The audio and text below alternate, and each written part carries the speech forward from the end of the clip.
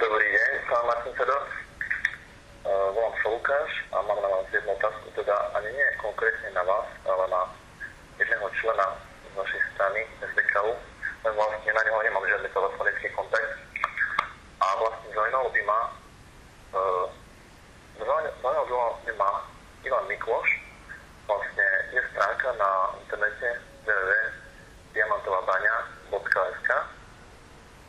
No a tam sa vlastne popisuje, že Slovensko kúpilo prostredníctvom Ivana Mikloša diamantovú baňu ešte v roku 1992 a vlastne nie sú žiadne famy a nie je to nejaká konšpiračná teória, ako sa všetky tieto teórie nazývajú.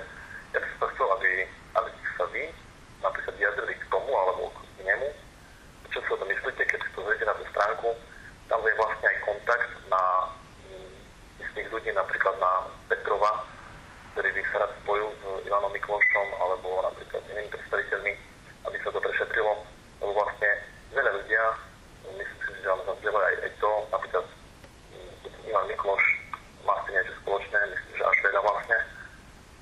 Teda až toľko, aby ste sa vyjadrili k tej diamantovej bane SK. Ďakujem za odpoveď. Viete, mám dve malé deti, z nich jedno sa chystá už do školy. A často sa zamýšľam nad tým, že odkiaľ budú čerpať informácie o svete, ktorý nás obklopuje. Internet poskytuje veľa pravd, ale veľa aj úplných blbostí. Informácie o diamantovej bani sú na internete, odkedy internet na Slovensku dorazil. A ja by som len apeloval, možno používajme aj zdravý rozum.